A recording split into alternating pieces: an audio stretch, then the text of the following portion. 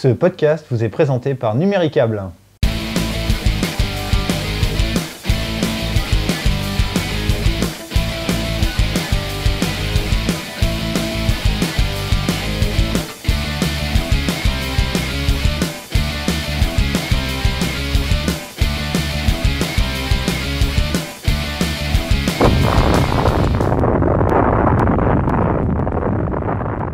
Tome numéro 9, je dis bien tome numéro 9, et oui, déjà.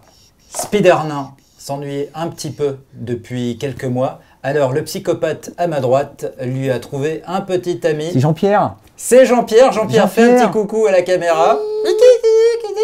Et Jean-Pierre et Spider-Man ont hyper sympathisé. Ah, Jean-Pierre a vachement envie de bouffer Spider-Man. Et Spider-Man a hyper envie d'entoiler Jean-Pierre. Alors sachez décrypter les sous-titres crypto-gays dans ce dialogue. Et nous allons bientôt passer au sommaire. Mais avant cela... Oui, tu voulais remercier quelqu'un? Je voulais remercier l'une de nos sympathiques poditeuses. Elle a 6 ans. Non, c'est toujours là, on vient de perdre une poditeuse.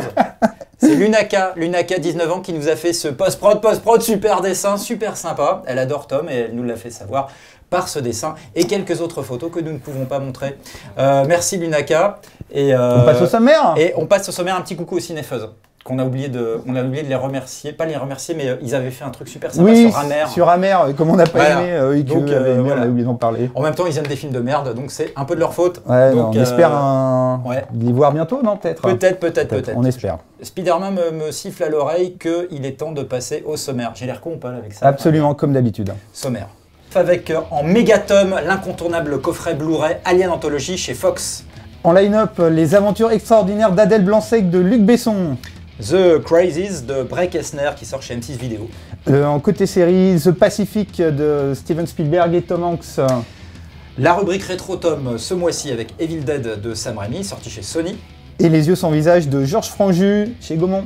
Et puis alors ensuite les ultimatums. Hein, ouais, la rubrique qui se termine jamais, machin, tout ça. Le Nenarzol, le Charity Geek et tout le bordel. Voilà, mon Jean-Pierre. Ouais. T'es beaucoup moins méchant que l'autre abruti à côté. Ça ne s'arrange pas. Qu'est-ce qu'on fait maintenant? Eh ben, on appuie sur la télécommande. Et si tu demandais à Jean-Pierre d'appuyer sur la télécommande?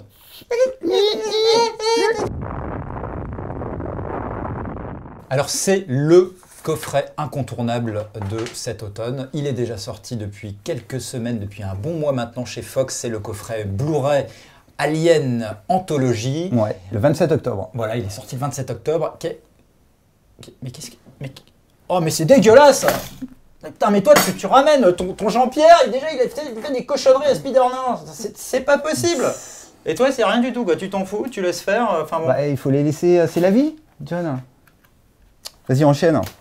Coffret incontournable qui reprend donc, alors, en Blu-ray pour la première fois, la saga Alien. Transfert HD absolument époustouflant, en tout cas au moins pour le premier épisode de la saga Alien. Un petit peu moins éblouissant, on va dire après. Je trouve le Dr No, expert en transfert HD, tiens j'ai envie de te faire ça, voilà. Et un Blu-ray, un coffret Blu-ray qui reprend également l'intégralité. On commence déjà? Non. Si. Qui reprend l'intégralité des Blu-ray, des bonus de l'édition Alien Quadrilogy qui était sortie en 2003, en lui ajoutant toute une chier de pelletés, de nouveautés, d'archives inédites. Donc au total, revendique l'éditeur, plus de 60 heures de suppléments à s'enfourner, en plus des films. Une édition passionnante, incontournable je l'ai dit, et un petit commentaire général sur cette édition avant qu'on passe au film. Ce qui me frappe énormément, c'est l'absence relative de langue de bois. Ouais. Ça fait du bien de voir des vrais making-of un peu honnêtes. Voilà, on sent que ça s'est fighté dans les coulisses de la production de chacun de ces films, et c'est vraiment génial. C'est une édition qui a été supervisée par un monsieur qui s'appelle Charles de Lorizica. Ouais, qui avait déjà supervisé Blade Runner. Un très très grand film que tu adores. Ouais, j'adore, super. Non, mais le pire, c'est qu'il n'aime pas Blade Runner. On y reviendra dans un autre tome. On fera un tome spécial anti-Dr No. Et là, on lui pourrira sa race même pas là, pour tous les films de merde qu'il aime. Et tous les films on va peut-être parler du premier, John. Excuse-moi, je suis coincé. Est-ce que tu peux... Alors, le premier Alien est un chef-d'œuvre. Chef-d'œuvre, forcément. De Ridley Scott, sorti en 1979. Tu recules, dans l'écran. Oui, donc c'est 1979. Ridley Scott, donc le premier Alien qui raconte l'histoire d'un équipage dans un vaisseau spatial qui doit affronter une vilaine bébête assoiffée de sang. C'est un chef-d'œuvre absolu, John. Et Ridley Scott a révolutionné la science-fiction avec ce film, qui est sorti dans le sillage de Star Wars. On va revenir tout à l'heure avec les bonus sur les anecdotes, quelques anecdotes qu'on va vous sortir sur le film. D'abord, qu'est-ce qu'on a pensé du film? Pourquoi c'est un chef-d'œuvre? Pourquoi on l'adore? Toi d'abord. Ah, c'est un film révolutionnaire. C'est un film d'une puissance, d'une beauté, c'est un miracle permanent ce film. C'est le premier grand film de SF adulte de l'histoire du cinéma. C'est un chef-d'œuvre absolu de l'histoire du cinéma. N'oublions pas 2001 quand même. Hein. Oui, mais alors, ce qu'il y a de fort dans Alien, c'est la rencontre justement de la SF hardcore à la 2001 avec le pur popcorn movie. C'est un mélange de slasher et de 2001, quoi. C'est vraiment... c'est un film incroyable, tout est parfait, tout est littéralement parfait dans ce film. C'est un film d'une angoisse absolue, le design de la bébête, et vraiment c'est le plus bel alien, le plus beau monstre de l'histoire du cinéma, je trouve. Enfin voilà, John, moi ce film m'enchante depuis toujours, quoi. J'aime ce lyrisme dont le Dr No est capable de faire preuve à l'occasion, bien sûr, de certains grands films. Je suis totalement d'accord avec toi. Moi, Alien, ça a été longtemps pour moi ce film interdit, que je n'ai pas pu voir, parce que lorsqu'il est sorti en 79, j'avais pas 13 ans, c'était interdit au moins de 13 ans à l'époque, et c'est le film qui déjà me faisait peur avant même que je le voie. Les grands dans la cour de récré, déjà, ils nous en parlaient, les gens, ceux qui l'avaient vu, ils nous racontaient des scènes qu'ils avaient vues, la fameuse scène, évidemment, le climax du film avec le chestbuster et l'explosion de... l'accouchement de John Hurt par John Hurt de l'Alien. Et c'est un film donc que j'ai pas vu tout de suite, que j'ai dû attendre sa diffusion sur Canal+, à l'époque c'était en 85, et qui m'avait terrorisé. Et moi j'ai découvert, c'est marrant, moi j'ai découvert le film, mais après le 2 et le 3 en fait. J'ai découvert au moment de sa ressortie en version longue, vraiment. Non. Moi je l'ai vu d'abord, je l'ai vu en 86 sur Canal, et quelques mois après j'ai vu Aliens en salle. Donc j'ai vraiment vu les films dans leur ordre. Ah, voilà, ce qui est très très fort avec ce film, c'est que c'est vraiment, on est dans la suggestion absolue. D'ailleurs, moi, ça me fait vachement penser aux films de tourneurs, genre La Féline, où c'était vraiment des films d'atmosphère, des films d'ambiance. C'est scénarisé par Dan O'Bannon. Et Dan O'Bannon, en fait, il a mixé 2 vieux films. N'oublions pas Ronald Shusett. Et Ronald Shusett, mais pas Chaussette, Shusett. Et donc, Dan O'Bannon, c'est vraiment basé sur 2 vieux films. Il y en a un qui s'appelle Hit the Terror from Beyond Space, avec un alien tout pourri, un superbe Kranos Monster, et un film un peu plus obscur qui est La planète des vampires de Mario Bava, voilà. Qui s'appelle Terreur dans l'espace d'ailleurs, il me semble. Terreur nello spazio. Voilà, en italien. Quoique Dan O'Bannon, quand on lui sort le film de Mario Bava, il jure ses grands dieux qu'il n'avait jamais vu ce film avant d'écrire le scénario d'Alien. Juste du pipeau. Passons. Moi, juste pour finir sur pourquoi j'adore ce film, d'abord une immense majestuosité, une direction artistique extraordinaire. 2e film de Ridley Scott. Il avait fait les Dualistes et il enchaîne avec ça. Son plus grand film, mais Ridley Scott, jamais fait mieux. Ridley Scott, si tu vois, il avait un passé de décorateur de plateau, et ça se voit. Il a, aujourd'hui, c'est pas un hasard, je pense, si cet alien-là est celui qui a le moins vieilli de tous. Il enfonce les 3 autres. Y compris Alien Resurrection, qui a été tourné 20 ans après. Et vraiment une beauté, une magnificence de l'image qui ressort encore plus avec cette nouvelle version en Blu-ray. Et un aspect aussi très... D'abord, vraiment une très belle mise en scène, j'adore toutes les scènes, en fait toute la première partie du film, toute cette introduction silencieuse dans le vaisseau, je la trouve magnifique. C'est très Kubrick. Tu vois, avec cette exposition des couloirs, c'est vrai, t'as raison. C'est étourdissant. Et Ridley Scott, c'est basé... c'est Ridley Scott, ce qui est marrant pour ce film, c'est que Ridley Scott n'est pas du tout un fan de ce genre de film. Non. Donc il s'est basé sur Massacre à la tronçonneuse, qui est un film qu'il avait vraiment marqué...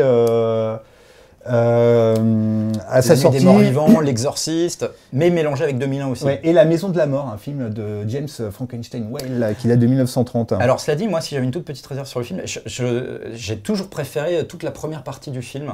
À l'acte final, lorsque Sigourney Weaver, tu vois, elle met en marche le mode autodestruction, et puis elle oublie qu'elle a laissé le chat, elle retourne chercher le chat. Ce passage m'a toujours un petit peu saoulé mais après, en fait, le truc, c'est que c'est devenu saoulant parce que ce film a été tellement pompé. C'est un film matriciel, mais vraiment, il n'y a pas plus matriciel que ce film, quoi. C'est-à-dire, tout le cinéma de SF depuis est influencé par Alien, quoi. Et c'est vrai que ce soit donc les Outland, Supernova. C'est vraiment Alien qui a lancé le look. Horizon. C'est vraiment Alien qui a lancé le look de la SF un peu crado. Et du slasher fantastique aussi. Et voilà, et de la SF horrifique. D'ailleurs, Corman l'a pompé, c'est ça qui est amusant d'ailleurs, c'est que Corman a totalement pompé Alien en produisant 1 an, 2 ans après la galaxie de la Terreur, qui est exactement la même histoire. Film sur lequel officiait d'ailleurs, parmi les responsables des effets spéciaux, James Cameron, qui réalisera Aliens 3 ans après. Bon, on adore ce film, vous l'adorez certainement vous aussi. On va pas trop s'étaler sur ces raisons-là. Maintenant, on va passer au bonus. Au bonus foisonnant. Ouais, il y a déjà, comme dans la version DVD, donc il y a les deux. Il y a donc deux versions. Au secours, il y a deux versions. Pardon. Deux versions. Donc deux versions, une version courte et une version longue, la version longue est un peu inintéressante. Tu as une scène iconique en plus, qui est la scène des cocons, qui est un peu foireuse. Hein, dans laquelle le personnage de Ripley retrouve Tom Skerritt. Tom Skerritt. Génial Tom Skerritt. Ouais. Donc c'est en fait une version qui était, pardon, excuse-moi, qu'ils avaient, qui est ressortie à l'époque du coffret Alien Quadrilogie de 2003. Cinéma, ouais. Oui, et là c'était sorti au cinéma aussi. Ouais, et voilà, donc la version longue est vraiment pas foncièrement intéressante. Moi, il n'y a qu'une seule scène que je trouve vraiment bien, qui aurait pu être dans le montage original. C'est une scène où Lambert, qui est joué par la géniale Nancy Cartwright, fout une baffe dans la gueule de Ripley. Incroyable, quoi. Nancy Cartwright, qui était d'ailleurs la petite gamine qui jouait dans Les Oiseaux. Hitchcock. Et c'est vrai que cette scène, ils auraient pu la garder parce qu'elle est assez... Elle a une puissance. Ouais.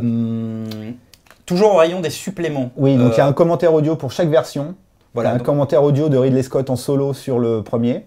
Et un espèce de montage entre les témoignages de plein d'acteurs, de techniciens et encore Ridley Scott dans la version longue. Et on apprend plein de trucs sur la création du film. Donc on va peut-être commencer avec Dan O'Bannon, qui est un peu à l'origine de l'histoire de Dan O'Bannon, qui avait fait Dark Star avec John Carpenter, et qui était sorti frustré de Dark Star et qui voulait faire un film horrifique dans l'espace. Et pour ça qu'on peut dire que John Carpenter est un peu indirectement responsable de la mise en branle d'Alien. Et entre-temps, Dan O'Bannon est parti en Europe travailler avec ce grand malade mental de Jodorowsky sur une des chimères du cinéma des années 70, c'était l'adaptation de Dune de Frank Herbert. Et là-bas, il est arrivé en France et il s'est mis à travailler donc avec des graphistes absolument géniaux qui sont H.R. Giger, Moebius et Chris Foss.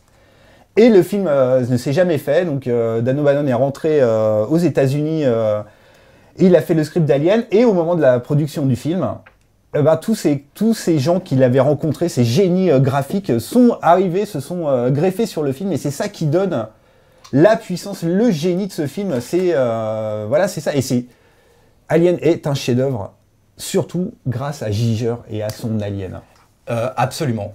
Et enfin, c'est vraiment une conjonction de... C'est vrai, tu as raison, mais c'est quand même aussi le résultat d'une conjonction de talents de premier plan extraordinaire. Ce film est un miracle. Tu découvres.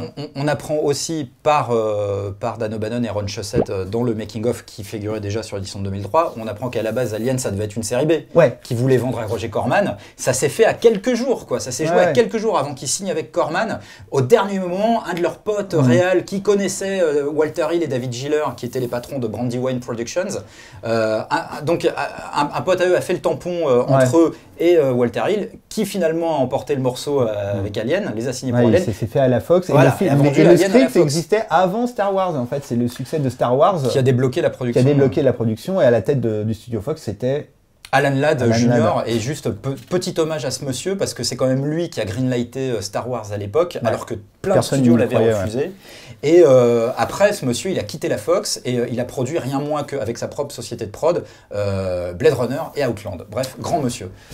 Voilà. Qu'est-ce qu'on apprend d'autre? Enfin, qu'est-ce qui est encore marquant dans ces suppléments foisonnants et interminables? Moi, ce que j'aime bien, c'est apprendre tous les réalisateurs qui ont été pressentis pour le film. Il y a Walter Hill, qui après fera le navet Supernova dont on a parlé tout à l'heure. Il y a Claude Zidi qui sortait des dieux du stade, et ça s'est fait à ça. Ah ouais, ça s'est fait à ça, on n'est pas passé loin. De Daniel Auteuil dans le rôle de Ripley. Donc il y avait Peter Yates, le réalisateur de Bullitt, Jack Clayton, le réalisateur des Innocents, c'est vraiment très très étonnant, et Robert Aldrich, les 12 salopards. Et Robert Enrico.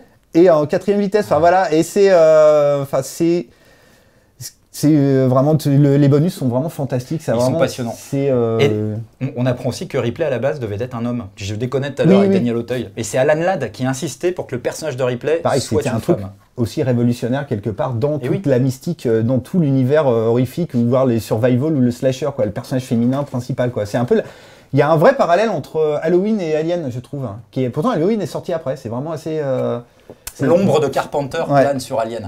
Ce qui est, moi, vraiment intéressant, toujours dans cette logique d'absence de langue de bois, de tous les suppléments et de l'ensemble de cette édition, c'est vraiment de découvrir le conflit, parce que chaque Alien porte en lui un conflit, chaque film. Ouais. Et au niveau du premier Alien, le vrai conflit, il a eu lieu vraiment entre Dan O'Bannon et les producteurs. Ouais. Et tu as plein de suppléments dans lesquels Dan O'Bannon te raconte Donc, comment Dan il s'est O'Bannon, battu. c'est un être maudit du cinéma fantastique et assez américain. torturé. Ouais. Il a réalisé Le Retour des Morts Vivants, qui est un peu son c'est génial, fait de gloire, oui, c'est son chef-d'œuvre, mais c'est vraiment le mec qui est passé à côté, il devait être trop intransigeant, il est passé à côté d'une carrière géniale, il est mort il y a quelques années. Il est mort il n'y a pas très longtemps. Enfin voilà, et moi ce qui est marrant aussi, ce que j'ai retenu, c'est que Ridley Scott a eu l'idée, pareil, encore ultra visionnaire du 4e acte du film, au moment du tournage. Il faut pas qu'il soit, voilà, il faut une deuxième fin. Deuxième fin, et c'est pareil, tout le monde a fait ça depuis, quoi. Tu crois que le méchant il est mort, mais en fait il est pas mort. Voilà. Et aussi ce qui est marrant, c'est que dans les commentaires, Ridley Scott parle déjà d'un hypothétique 5e qui serait une préquelle. C'est-à-dire tout le monde a tellement été fasciné par la vision du fameux Space Jockey, cette immense créature lors de cette scène où ils explorent le vaisseau sur la planète. Encore une fois, Akazon. l'univers graphique de Giger. Mais tu te rends compte l'échelle des personnages par rapport à ce Space Jockey. J'espère que j'ai pas dit disque jockey, j'ai bien dit Space Jockey. Non, c'est fascinant. Il y a un autre truc qui me fascine dans les trucs qui je trouve très intéressant dans ces suppléments, c'est toujours dans cette logique d'opposition entre Dan O'Bannon et Walter Hill. O'Bannon explique que pour lui, Alien, c'était vraiment un film de monstre avant tout, alors que pour Walter Hill, le producteur, il y voyait plus vraiment une métaphore sociale du fait que la raison de la catastrophe et de la tragédie de ces personnages, derrière c'était parce que des compagnies un peu maléfiques, c'est la création du personnage de Yanom qui n'était pas dans le scénario original. Voilà. C'est Walter Hill et David Giller qui ont rajouté le personnage. Et c'est marrant parce que c'est les gens qui ont conçu Alien, que c'est Walter Hill ou même Ridley Scott, sont pas du tout des fans de SF à la base. C'est ça qui est très très marrant. Et ça a apporté un vrai truc au film. C'est un film vraiment hyper important dans l'histoire du cinéma d'exploitation parce qu'il a écrit, c'est la bible de tout ce qui s'est fait après, quoi. Mais je pense qu'il est vraiment capital même dans l'histoire du cinéma tout court, ce film. C'est un film adulte, c'est vraiment les routiers de l'espace et le côté réaliste aussi qui est vraiment incroyable. Et c'est un film qui a donné sa crédibilité, enfin après 2001, parce que c'est vrai qu'il y a eu 2001 et ensuite depuis 2001 il n'y avait plus rien en SF. Quasiment, à part La Guerre des Étoiles, mais en termes de SF adulte, crédible, qui soit également reconnu par l'establishment, il n'y avait rien. Et Alien a replacé la science-fiction au premier plan d'un genre crédible et adulte. Et ça, c'est vraiment génial. Voilà, on va peut-être passer au suivant. Absolument, on passe au suivant. Juste sur le Blu-ray, donc en plus de tous les trucs qui étaient déjà présents sur Alien Quadrilogy, il y a 27 modules en plus. Oui, il y a les essais. 27 modules. Il y a les essais de Sigourney Weaver qui sont assez marrants. Il y a tout le storyboard entier dessiné par Ridley Scott. Fascinant. Voilà, grâce auquel il a obtenu une rallonge. Une rallonge. Enfin voilà, les bonus, il y en a, mais on peut pas tout vous les dire parce que. Mais découvrez-les, vous allez découvrir vous-même. Maintenant, on va passer à un truc beaucoup moins bon. C'est le Aliens de James Cameron qui date de 86. Ce que vient de dire Yann mérite une chose. Voilà. Et une deuxième. Voilà. Jamais 203. Alors, tu n'aimes pas Aliens. Tu n'aimes pas Aliens. C'est pas que j'aime pas Aliens. Pas Aliens. C'est que je trouve Aliens déprimant. Rien. Les techniciens sont contre toi. On va te maraver ta gueule à la fin de tout le monde est émission. contre moi et je le vis très très bien, j'en suis fier. Okay. Non, Alien, c'est un bon film en soi. Le problème d'Aliens, c'est d'arriver d'être la suite de Alien, quoi. Le seul truc que je peux que je peux mettre au crédit de Cameron, c'est justement de ne pas avoir fait une suite remake du premier. C'est d'avoir décidé dès le début de faire autre chose, de partir dans une espèce de truc bourrin super spectaculaire. Avec plein d'aliens, ok, il prend le contre-pied, c'est tout à son avantage, il a eu raison de faire ça. Mais je trouve que le résultat n'atteint pas la suite du premier, quoi. C'est un peu le problème que j'ai avec ce film, c'est le rapport avec son premier, c'est tout. Alors, en effet, il y manque déjà toute la dimension, je trouve, sexuelle qu'on voyait dans le premier. On n'a pas beaucoup parlé sur Alien, mais c'est vrai que Cameron a fait un film de guerre avec plutôt un film de mec, quoi, tu vois, de marine, de soldats où hommes et femmes sont un peu sur le même plan. Comme d'habitude chez Oui, c'est vrai que c'est récurrent chez lui. Et il n'y a pas, on n'a pas cette sublime scène de la petite culotte de Sigourney Weaver avec l'érection buccale de l'alien. Tout le symbole phallique de l'alien et tout, qui revenait du travail du Necronomicon de Giger. Voilà, exactement. Maintenant, on va revenir à Aliens. Voilà. Non, parlons plutôt d'Alien et l'enfance un petit peu torturée de Ridley Scott. Non, mais bon, je trouve que malgré tout, on ne perd pas trop au change Parce qu'on a un putain de film de guerre dans l'espace extraordinaire, qui est mené tambour battant, et qui tient encore magistralement la route aujourd'hui. Très très con.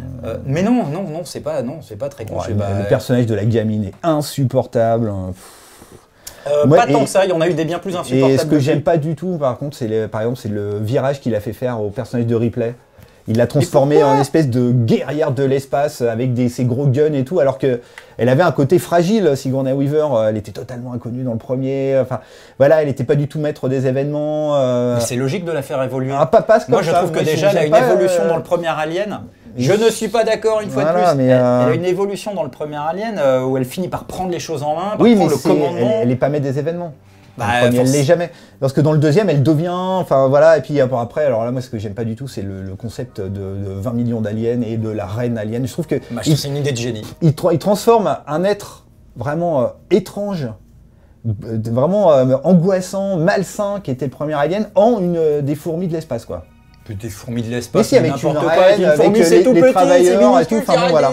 T'as déjà vu une fourmi c'est une fourmi, c'est minuscule.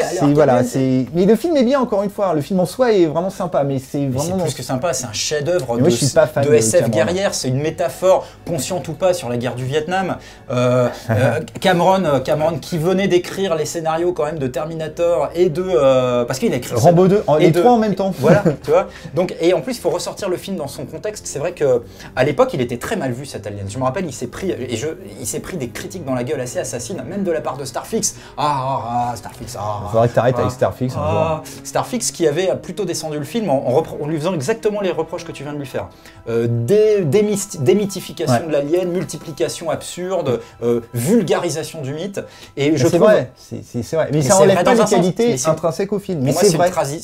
C'est une trahison qui était nécessaire et totalement assumée. Je suis d'accord, mais voilà, il peut pas empêcher ce film d'être jugé à l'aune du premier, vu que c'était dans une séquelle. Donc, voilà. On n'est pas d'accord, hein, comme d'habitude. Qu'est-ce que je veux dire Qu'est-ce qu'on veut dire exactement ? On a un peu fini sur le film, non ? On a un peu fini sur le film. On va passer au bonus. Tout à fait. Les bonus. Donc il y a une autre version longue avec dans celle-là il y a 2 scènes en plus. Là, une scène où sur le premier vaisseau, quand Ripley est récupérée, où elle apprend c'est génial. La mort de sa fille. Et toi, t'aimes pas ça, toi ? Je trouve cette scène sans intérêt. Pour la petite anecdote, pourquoi elle n'est pas dans le premier montage ? Pour la petite anecdote, c'est la photo de la fille de Ripley, c'est la photo de la mère de Sigourney Weaver. Incredible. Ça, c'est assez marrant. Et il y a une scène, alors c'est très très bien qu'elle soit pas dans la version originale, qui est la découverte du vaisseau par les colons, qui est nanardeuse. Alors, elle est je ne suis absolument pas d'accord, Yann. D'abord, je trouve génial. Je ne suis absolument pas d'accord. Je dis parce que j'ai des convictions, monsieur. Je suis d'accord. Vous êtes un médecin malfaisant qui pratique des opérations sur des vieux. Hein, okay. On apprend plein de trucs. Ouvrir les corps des gens, tout ça, c'est super. En plus, il est sérieux. Non, je suis pas du tout d'accord parce que tout ce qui concerne la mythologie de la planète sur laquelle on découvre le vaisseau et les aliens, je la trouve fascinante. Donc moi, j'adore ces instants qu'on n'avait pas vus dans la version sale où on découvre le travail des colons, les premières bases, etc. T'as pas vu qu'il y avait un énorme problème, par exemple, dans cette scène-là. C'est-à-dire ? C'est qu'à la fin de la scène, on va spoiler, le père de Newt, il rentre dans le vaisseau. Oui. Et il le ramène avec un seul machin. Et après, comment ça se fait qu'il y a 25 millions d'aliens après, quoi ? On s'en fout. Non. Et je pense que c'est pour ça qu'il l'a pas mis. Il y a un gros problème de scénaristiquement là-dedans. Mais bon, après... Alors, on va pas lancer un débat sur cette scène-là. Moi, à la limite, c'est vrai que... Moi, je la trouve nanarde, cette scène. Mais... merde. Ouh.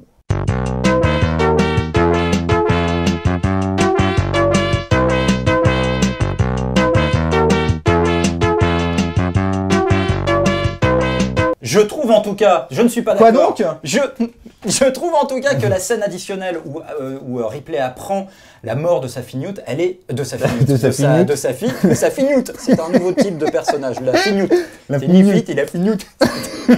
C'est une nouvelle race extraterrestre, il a fille Newt. On est sur la planète fille Newt 4. Ouais, mais cette scène, c'est pour ça qu'elle a voulu faire le film en fait. C'est ce qu'a dit Sigourney.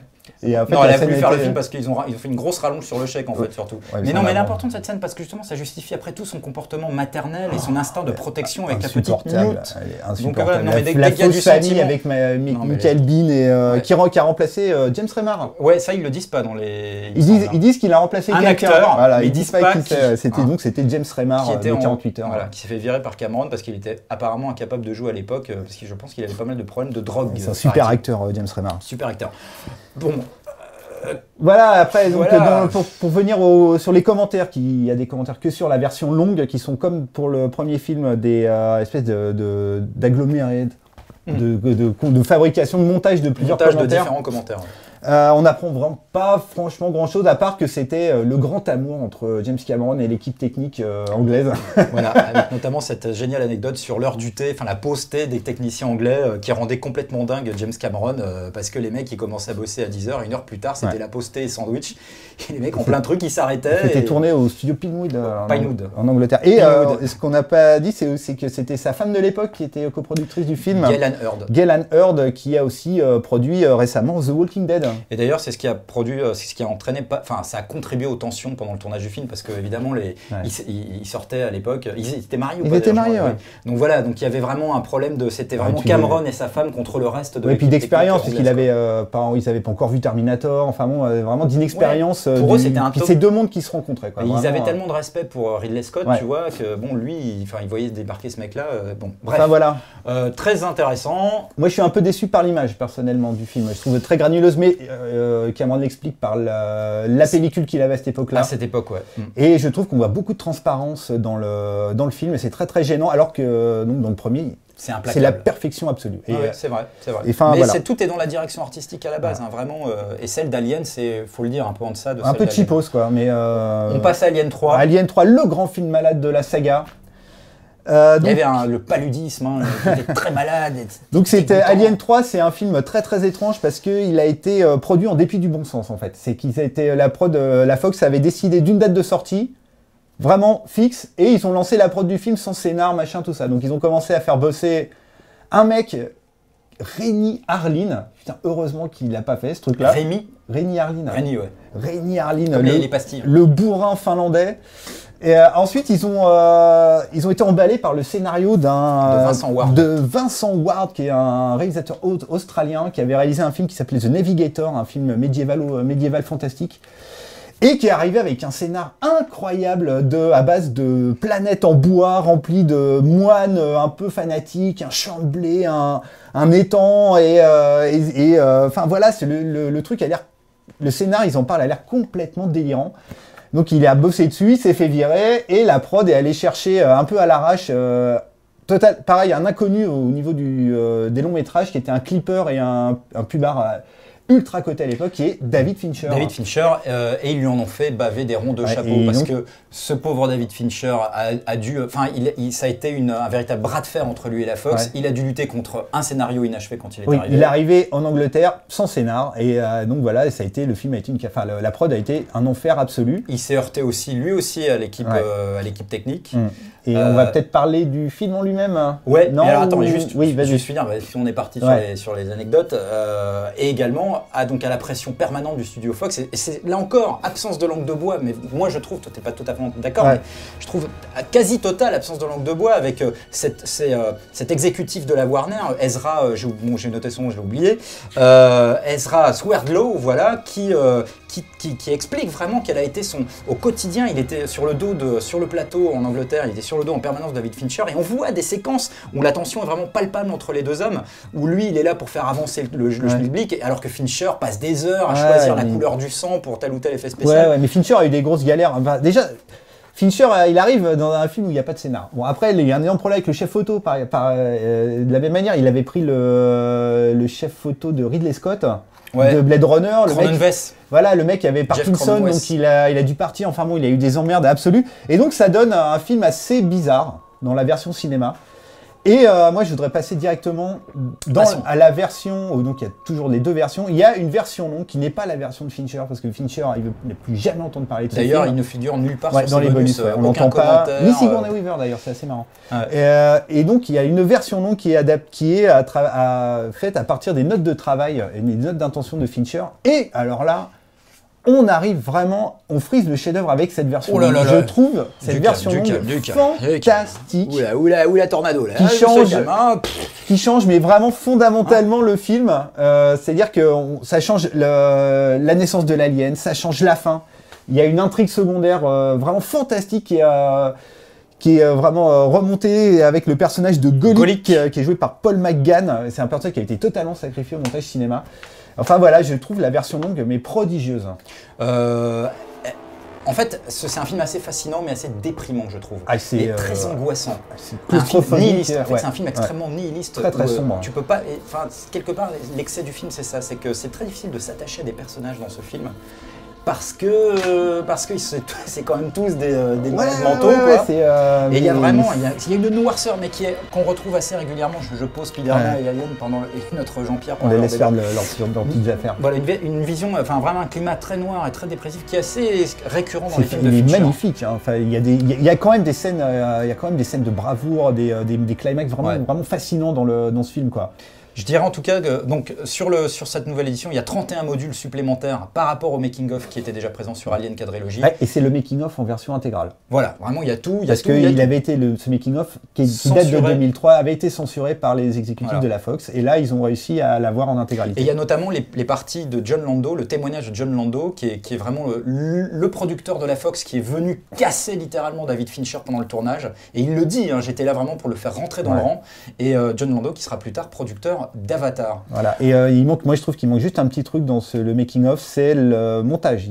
Il s'arrête à la fin du tournage, alors il parle pas du montage, qui est, je pense, le moment où ça a été la guerre absolue, quoi. La guerre. Voilà. Bon, on passe rapidement sur Alien, on passe à la Nanar Zone. La Nanar Zone, un peu précocement. On arrive donc à Alien Résurrection, ou comment on pourrait dire Alien Destruction, Alien Désintégration, Alien Désolation, enfin bon, Alien 1900, on est en Nullation. 1997 et donc les exécutifs de la Fox veulent relancer la franchise contre l'avis des producteurs originaux de la franchise. Et donc pareil, ils se mettent à chercher un jeune réalisateur parce que c'était un peu le principe de cette franchise. Et ils avaient d'abord pensé à Danny Boyle, ce qui était une très bonne surprise. Dire Danny Boone. Bienvenue chez les Aliens. Et donc Danny Boyle qui a réalisé après Sunshine, qui était vraiment un très bon choix. Et ils se sont décidés sur Jean-Pierre Jeunet. Je pense que c'est la cité des enfants perdus. Jeunet et Caro, à la base, ils voulaient les deux. Ouais, et Caro n'a pas suivi parce que il trop était intégriste. Pas fait pour, pas conforme du tout aux pressions du système hollywoodien. Et donc Jeunet est arrivé et l'énorme problème de ce film, c'est que Jeunet est arrivé en Yes Man, fier de l'être, l'assumant. Et qui l'assume dans les bonus, hein, sans problème. Et voilà, et donc ça donne un film absolument catastrophique. Tout simplement le plus mauvais film de la saga. Et de très loin. Et un film totalement risible. C'est un scénario, c'est très étonnant, c'est un scénario de Josh Whedon. Ouais. Et le scénario qu'il n'a pas oublié au moment de faire la série Firefly, c'est exactement la même trame à la base. Et donc l'histoire est complètement conne, donc il clone le personnage de Ripley dans une station orbitale, et donc il recrée, donc ils extirpent la reine qui était dans le ventre de Ripley à la fin du 3. Et donc entre temps il y a un vaisseau de contrebandiers avec dedans Gary Dourdan. Avant les experts. Des experts, assez marrant. Mais disons, en fait, c'est un film qui a parfois quelques bons moments. On peut pas tout. Il y a des flashs dedans. Il y a des flashs. Je suis assez d'accord. Mais globalement, c'est un film en fait qui est totalement hors sujet. Des trous de scénar, mais des trous de scénar et aussi un ton de traitement. Jeunet a voulu apporter de l'humour à la saga. Ça va pas. Et tu reconnais quelque part, parce que c'est ça qui est paradoxal. C'est un yes man et tout, c'est ridicule. Voilà. Mais c'est ça qui est paradoxal, c'est que c'est un yes man et il a tout fait pour ne surtout pas être en conflit avec le studio, avec Fox pendant la production de ce film. Et paradoxalement, il a réussi à quelque part imprimer un peu sa patte. Malheureusement. Et ça ne va pas du tout. La greffe ne prend pas du tout. Tu parlais de la scène avec Dan et Daya. La scène du cerveau derrière. C'est grotesque. C'est grotesque, ouais. Grotesque. Ouais. Et puis, quand même, cette scène de l'enfant alien. Ah oui, alors là, après, on arrive au design de ce film qui est une catastrophe. Déjà, alors, il est arrivé avec ses deux copains qui sont Darius Khondji à la photo. Là, ça va, Darius Khondji qui sortait de Seven. De Seven. Et alors, Pitoff, quand même, qui est un des plus mauvais réalisateurs de tous les temps. Pitoff. Hein. Ouais, donc qui est arrivé et qui a foutu de la slime sur les aliens qui sont super laids, tu les vois pas, ça ils dégoulinent de slime. Et évidemment, on arrive à l'alien mais c'est de l'instant nanar. C'est mon vieux, c'est de l'instant la nanar zone. Mais t'as dû kiffer, mon salaud. C'est hallucinant. Voilà, tiens, attends, faut que j'équilibre. Excuse-moi. Voilà. C'est hallucinant. Qu'est-ce qu'il est moche et qu'est-ce. C'est le nouveau coup, non, c'est le nouveau coup. T'en fais un peu trop là. Mais ce film est une catastrophe. Voilà, c'est tout ce que j'ai à dire. Ouais, voilà, on va pas non plus s'attarder, on s'est énormément attardé dessus. Making of One Step Beyond, Making Alien Resurrection, pendant lequel on apprend, notamment tout le côté très yes man de Jean-Pierre Jeunet. Je sais pas si ça vaut le coup qu'on apprenne des trucs. Ouais, je crois qu'on va s'arrêter là parce que c'est vraiment. Et en plus, c'est celui dont le traitement HD est le plus décevant par rapport aux l'image est très laide en fait. Ouais, il y a certains plans vraiment très granuleux. Je sais pas si c'est volontaire. Mais voilà, moi j'ai un bilan assez sur la qualité de l'image sur les 4 films. Je suis assez. Moi, je la trouve absolument sublissime sur le premier. Ah ouais, mais le premier, rien que pour le premier, ça vaut le coup d'acheter le coffret. Quoi. De très haut niveau sur le 2 elle pulvérise les 3 autres, mais vraiment les. Pour moi, c'est une édition définitive. Voilà. Ne serait-ce que pour tout ce supplément de suppléments, cette mer de suppléments. On n'a même pas parlé du mode Mother. Ouais. Mode interactif qui a l'air quasiment ouf. C'est complètement dingue. Une fois qu'on a il y a un mode d'emploi qui est livré, mais une fois qu'on le maîtrise, c'est vraiment une expérience totalement immersive. Pour moi, il faut acheter ce coffret. C'est génial jusqu'à une prochaine ressortie en 3D. C'est le coffret définitif. C'était long. Alors, c'était voulu, hein. Jean-Pierre. Jean-Pierre, est-ce que tu serais foutu d'appuyer sur la télécommande? Comment il parle, Jean-Pierre, exactement? Est-ce que tu peux faire le Jean-Pierre?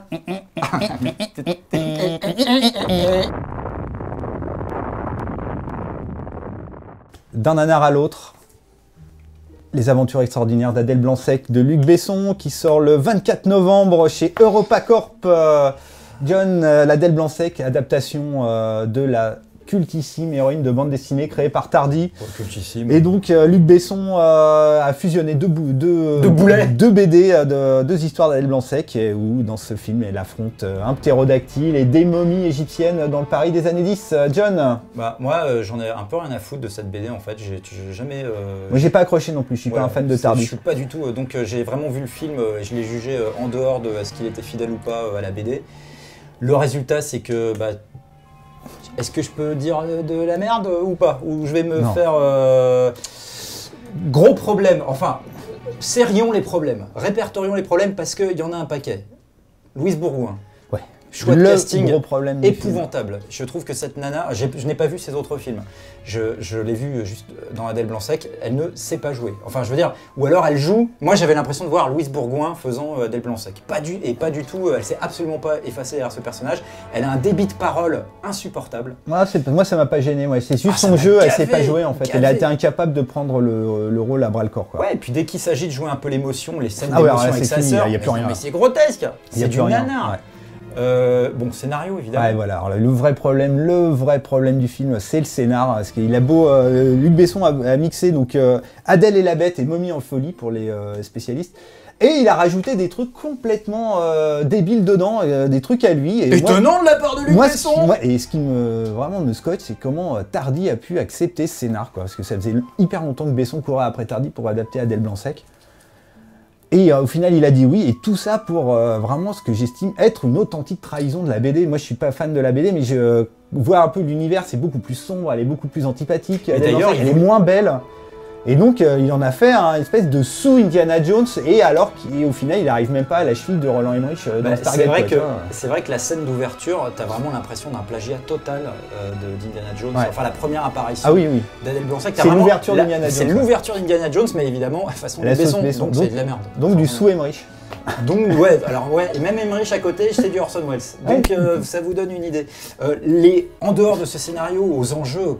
Absolument. Alors, je ne sais pas si c'est les enjeux qu'on trouve dans la BD. Mais quel est l'enjeu ici? Le vrai enjeu du film, c'est pas du tout dans la BD. La relation avec sa sœur n'existe absolument pas dans la BD. Et ça donne l'instant, la scène nanardeuse du film qui est donc la fille, la sœur d'Adèle Blanc-Sec qui a eu un accident de tennis. En jouant, les deux sœurs jouent l'une contre le l'autre. flashback de l'accident de tennis. Et Adèle Blanc-Sec a hurlé de la balle de rire. tennis dans la gueule de sa sœur. Et c'est ça l'enjeu du film en fait. Ouais. C'est qu'elle passe tout le film à chercher une solution pour ramener sa sœur qui est complètement catatonique à l'état de Fait conscience. un machin dans la tête et tout. Putain, mais donc, qu'est-ce que c'est grotesque. Mais à quoi c'est... Et le film se termine en fait, on se dit mais qu'est-ce que j'ai Ah, vu, c'est là le scénario est d'une légèreté, mais vraiment assez terrifiante. Et pourtant, c'est pas du tout le plus mauvais film de Besson, quoi, parce que c'est vraiment un oui, mieux. enfin, il y a quand même des qualités dans le film. Non, il y a mais... les maquillages, la mise en scène n'est pas non plus et pas horrible. Il refait le coup de la balle, et le bullet time, le bullet time à la con, mixé à son effet de Nikita. Et la vision de Paris du début des années 10 c'est assez réussi, je trouve. Enfin, ce film a quand même des qualités, mais on est vraiment dans quelque chose d'assez étonnant qui est la décadence artistique de Luc Besson, qui commençait à arriver depuis quelques temps et qui est vraiment entré dans une période assez violente parce que Besson, c'est déjà EuropaCorp s'est viandé royalement avec From Paris with Love, c'est une pure jasse avec John Travolta, un film vraiment inregardable. Et depuis, il essaye de remonter la pente et il n'y arrive pas vraiment. Il est vraiment en train de tomber quelque part dans un certain oubli poli de tout le monde, quoi. Bon, oubli poli, il faut peut-être pas Ah si, exagérer. je trouve qu'il est en train de passer à la trappe. En tout cas, comme réalisateur, commercialement, c'est Angel A qui l'avait fait avant. Ouais, qui avait déjà Angel A, été, qui était déjà bien vautré, ouais. Et là, c'est pareil. Et bon, paradoxalement, le film a pris plutôt des critiques assez correctes. Oui. Et là, on n'a pas dû voir le même film. Je trouve ça un peu étonnant. Mais je pense que c'est vraiment. Mais le public n'a pas été au rendez-vous. Voilà. Donc pour une fois que Besson a des bonnes critiques, il se viande au box-office. Moi, j'ai pas aimé non plus l'interprétation également des autres personnages. Tout est. Ah, Mathieu Amalric, il est vachement bien. Dieu le veut là, en clone. Mathieu Amalric, il s'est fait la tête de John Hurt. Non, mais Jean-Paul Rouve, le gars qui joue le rôle du flic là, et ses trois associés, qui sont tous là hyper grimaçants. Gilles Lelouch. Voilà, Gilles Lelouch.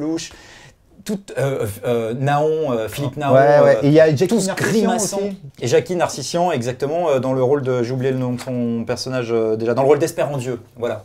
Et Jackie Narcissian, c'est cette tronche un peu étrange qu'on voyait dans des programmes de cul d'M6 ou de la 5 à l'époque, bon bref, voilà.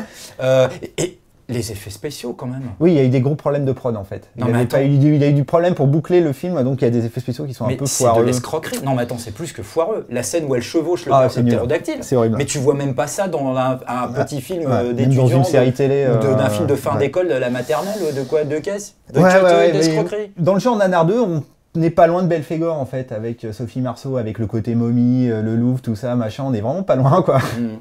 Mais encore une fois, moi je dirais pas, je vais dire que c'est de la merde en fait. Là, je suis très étonné. On assiste à vraiment l'espèce de fin artistique d'un réalisateur qui, quoi qu'on en dise, a eu une vraie importance dans le cinéma français, quoi. Donc c'est assez étonnant de voir ça comme ça, quoi, de voir vraiment ce mec en train d'entrer dans une vraie période de décadence, quoi. Ce qui est triste pour lui, c'est qu'il envisageait de faire une trilogie avec Adèle Blanc-Sec et je pense que malheureusement pour lui, un peu fini. C'est planté. Les suppléments. Alors il n'y a pas de com audio de Luc Besson, c'est dommage. Ça aurait été tellement passionnant. Et on frise aussi l'escroquerie avec toutes les featurettes qui sont assez ridicules. T'as des scènes coupées entre Adèle et sa frangine qui est jouée par espèce de génisse de Lord de Clermont-Tonnerre qui joue comme une casserole. Les scènes coupées sont ridicules. Génisse, casserole. Et il y a surtout un module qui s'appelle De la plume à la caméra qui frise l'arnaque. Un très très grand making-of de 2 minutes 30. C'est génial. Et voilà, c'est pas bon. C'est une défaite totale. Et je me tiens bizarrement, mais c'est pas grave, j'aime bien. The Crazies de Breck Esner, qui est donc sorti le 10 novembre chez M6 Vidéo. C'est donc le remake du film The Crazies de George Romero, qui a été sorti en 73 en France sous le titre La Nuit des Fous Vivants. Ah, quel titre! Voilà, ça c'est ma voisine qu'on entend marcher au plafond, c'est épuisant. Enchaîne. Quoi. C'est épuisant.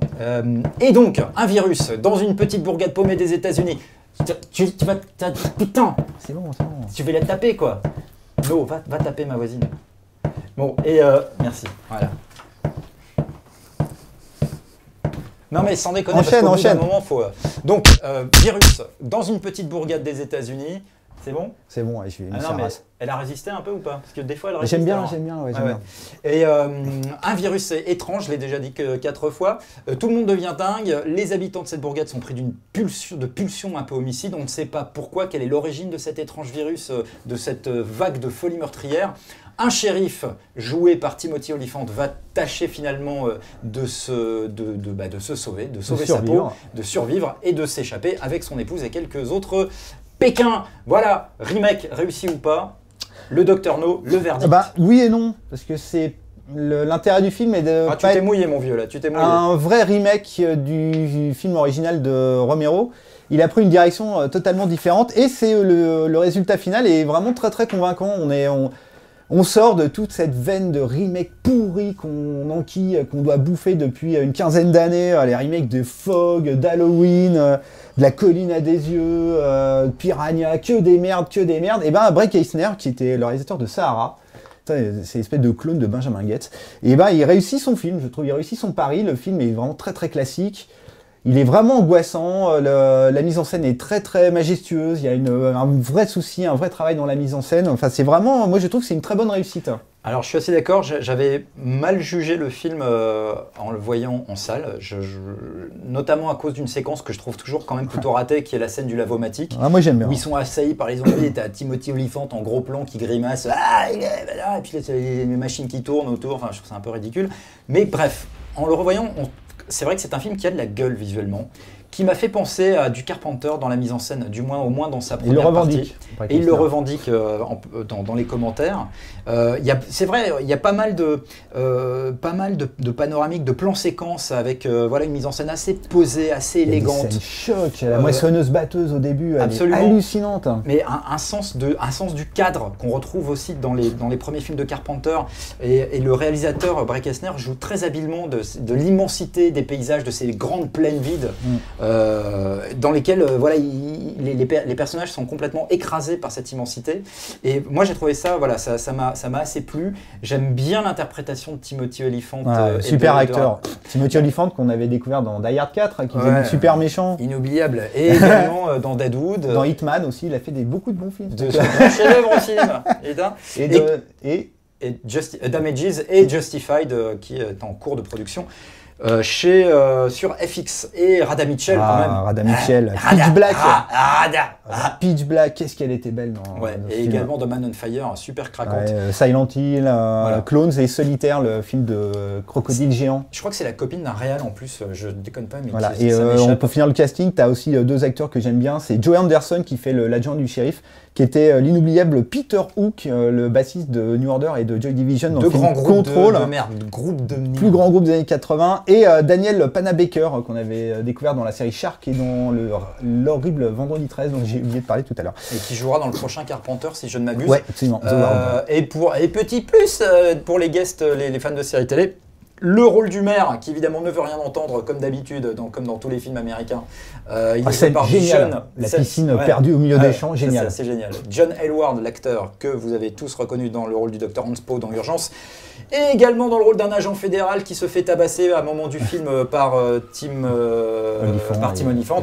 Nous avons donc Glenn Morshower, alias l'agent Pierce, dans 24 heures. Et à noter un petit caméo de Lynn Lowry, qui jouait dans l'original de Romero, et moi ça me permet de parler un peu de l'original. Oui, que tu as vu. Que j'ai vu et que j'ai adoré. Tu as vu en projection de presse, en exclusivité. C'est un film qui date donc de 1973, un film mais spectaculairement fauché, et en même temps d'une violence. C'est un film, vraiment, politiquement, je pense que c'est ce que Romero a fait de plus violent. Moi, ça me fait beaucoup penser à un autre film antimilitariste qui s'appelait Punishment Park, qui date d'un peu avant.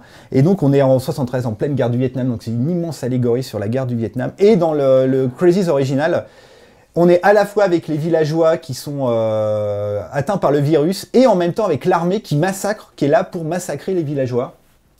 Et donc le film est un enchaînement de scènes de carnage, de mise à mort, de gunfight entre les villageois et les militaires. Ça n'arrête jamais, c'est un film incroyable. Et la grande force de l'original, qui est pour moi la faiblesse du remake, c'est que on ne sait on ne reconnaît pas physiquement les malades. Les gens deviennent malades comme ça. Alors, est-ce qu'ils le sont? Est-ce qu'ils le sont Un pas? peu comme toi, quoi. Aspect normal à vue de nez, mais en fait complètement psychopathe. Qu'est-ce qu'il est drôle. Un peu. Enfin voilà, c'est donc le film original est vraiment, c'est un film choc. Moi, il m'a vraiment un film très très angoissant et tout. Mais c'est vrai que ce que dit le réal dans son commentaire, c'est que ce qui le gênait avec le film de Romero, c'est que manifestement c'était vraiment un film hyper fauché, quoi. Ouais. On voyait vraiment l'absence de moyens. Ouais, mais ça a transcendé le résultat. Ouais. Et en voulant s'éloigner, ce qui est quelque part estimable de ne pas vouloir faire un remake tel que, en fait, dans le film de Bret Eisner, les militaires sont beaucoup moins importants que dans le film de Romero. Et aussi, donc, dans le film de Bret Eisner, bah, les malades, tu les vois physiquement. Et donc, ça fait... Même si on est en train de passer au bonus dans le commentaire audio, il s'en défend, on pense à des zombies quand même, tu vois. On est limite dans le film de zombies. Pour moi, c'est clairement un film de zombies. Tu as tous les codes du film de zombies, l'invasion, la contamination, la survivance, la lutte pour la survie, je veux dire. Bon, voilà. Commentaire audio très intéressant. Ouais. Où donc Bret Eisner revendique l'héritage de Carpenter, où il précise à la 48e minute que The Thing est le film qui l'a terrorisé à l'époque. Il nous raconte quelques coulisses de production. Ouais, que c'était tourné les intérieurs, les extérieurs dans 2 états différents. Voilà, et que le film a mis 3 ans à se monter, mine de rien, ça n'a pas été simple. Et que le casting, il est tombé, il voulait Timothy Olyphant tout de suite, il l'a eu tout de suite. Voilà, vraiment. Exactement. C'est un très bon film, c'est pas un très grand film, mais c'est vraiment c'est un remake très très estimable. C'est marrant, Mad Movie, ils en ont fait une sale critique pour la sortie DVD. Ils disent que eux, ils ont fait le chemin inverse de moi, c'est ce qu'ils écrivent. Par rapport à John Plisken, on aimait bien le film à sa sortie en salle, alors qu'en DVD, pas du tout. Et ben moi, c'est l'inverse. Enfin voilà. Et le chef-op, c'est un francophone, Maxime Alexandre, franco-belge, qui bosse beaucoup avec Alexandre Aja, je crois que tu adores. Ah, Alexandre Aja, putain, mais on est en train de parler de tous mes réalisateurs préférés, Jeunet, Besson, Aja. Ouais. Bref, bon petit remake sympathique. Si c'était Spider-Man, changez maintenant. Eh ben non, ce sera pas Spider-Man. Passons au côté série avec Pacific John. Qu'est-ce que tu fais à Jean-Pierre là? Jean-Pierre m'a demandé si je pouvais lui décrasser un petit peu les jambes. Donc horriblement sexuel ce que tu fais. C'est notre nouvelle starlette. The Pacific, la nouvelle mini-série de Steven Spielberg et Tom Hanks qui sort chez HBO, sorti le 3 novembre. C'est l'histoire de la guerre du Pacifique au travers la vie de 3 marines américains. John, c'est une série génial. Absolument. C'est une série qui mérite qu'on en parle. Tu pensais que tu allais continuer? Non, mais vas-y, je te laisse la parole. Alors après Band of Brothers, en effet, c'est donc la réunion à nouveau de Tom Hanks, Steven Spielberg et Gary Goldman. Voilà, exactement, sous l'égide de HBO pour une méga giga production. Budget 200 millions de dollars. 200 millions de dollars, bien plus que ce ringard d'alien de merde. Jean-Pierre! Pardon! Jean-Pierre!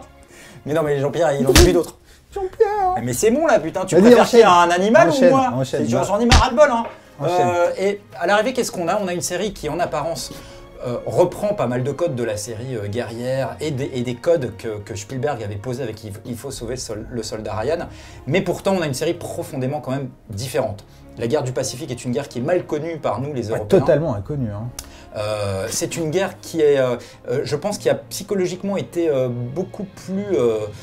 après, je peux pas évidemment parler à la place des soldats qui l'ont vécu, mais qui a été très étrange, parce qu'ils étaient vraiment perdus à l'autre bout du monde. Oui, c'était une espèce d'enfer au paradis. Autant, dans Band of Brothers, on parlait de solidarité, vraiment d'équipe, de vie, c'était en Europe et tout. Autant, donc, The Pacific, c'est vraiment des hommes livrés à eux-mêmes, pendant 4 ans, c'est vraiment une chronique de l'enfer au paradis dont Terrence Malick a très bien parlé, par exemple, dans La Ligne Rouge. Et c'est une série qui est... alors moi, je trouve, sur les 10 épisodes qui ont été produits, les 2 premiers prennent un peu le temps. Je trouve que la série commence vraiment à se révéler, à révéler toute son ampleur tragique et émotionnelle et vraiment dramatique à partir du 5e épisode. Et là où tu as un enchaînement de batailles. Avec crescendo. L'horreur va crescendo entre les batailles de Pelulu, Iwo Jima, Okinawa. Carnage. Et c'est vraiment, alors ce qui est la très grande force de la série, c'est vraiment le réalisme. C'est-à-dire qu'ils ont vraiment rien caché de toute l'horreur que pouvait être cette guerre en fait. Donc la série est adaptée de 2 bouquins, des 2 personnages principaux qui sont Eugene Sledge, qui est joué par Joseph Mazzello, qu'on a vu dans Social Network, et Robert Leakey, qui est joué par James Badge Cell qu'on a vu dans Rubicon. Robert James Badge Cell. Non, Dale. Pardon. James Badge Dale qu'on a vu donc dans Rubicon. Dans Rubicon. Et donc c'est tiré de deux les bouquins qui s'appellent With the Old Breed et Helmet for My Pillow. Tu devrais te donner des cours d'accent d'anglais. Je te trouve. Je parle super bien l'anglais. Série qui est réalisée en partie par Tim Van Patten, qui est le réalisateur maison de HBO et qui, pour la petite histoire, a commencé comme acteur et il était le chef des voyous dans le film de Tom Holland. Non, c'est pas Tom Holland d'ailleurs. Bref, Classe 84. Il joue le rôle. Joël Schumacher ? Non, pas du tout. Non, pardon. C'est putain, c'est horrible, ça va me revenir après. On le mettra, tu mettras un gros tocard. Voilà. Gros tocard. Mais voilà, bref, ce mec est devenu un réalisateur hyper respecté de super séries pour HBO notamment. Et là, il a fait encore de l'excellent boulot avec The Pacific. C'est une série, mais moi je trouve cette série incroyable. Et c'est vrai que la différence avec Band of Brothers, et c'est pour ça que toi, t'as pas trop aimé Band of Brothers, c'est que Band of Brothers, frères d'armes en français, s'attardait davantage sur vraiment la fraternité, la solidarité entre le groupe formé par ces hommes qui allaient au feu ensemble. Tandis que The Pacific s'attarde plus sur les ravages. C'est chacun pour soi en fait. Et tu te rends compte que la guerre du Pacifique, c'était vraiment ça, quoi. C'est survivre. C'est-à-dire, c'est vraiment, tu côtoies d'autres mecs. Vraiment, histoire d'avoir un peu plus de chances de survivre, mais t'as pas l'esprit de corps que t'as dans Band of Brothers, et c'est ça que moi j'ai vraiment adoré dans cette série, quoi. Il y a des scènes, il y a une scène sur l'îlot de Peleliu où ils doivent traverser un terrain d'aviation. C'est une des scènes de guerre les plus incroyables que j'ai vues de ma vie. C'est un carnage pendant quasiment un épisode entier. Et encore plus hallucinant, c'est la Okinawa.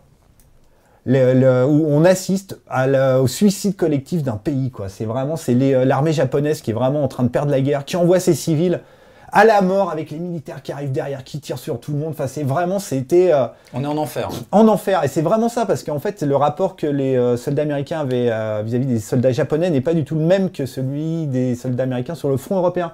Il y avait un vrai partage de culture quelque part entre c'est une culture occidentale, tandis que les Japonais étaient complètement fanatisés, ils massacraient les blessés, et donc ça a poussé les GI, les Marines, à dans une logique de haine, de folie furieuse, quoi. Là, on était vraiment dans il faut tuer l'autre. C'est un carnage. Cette guerre est un carnage. Voilà. Et le but, c'est tuer du Jap.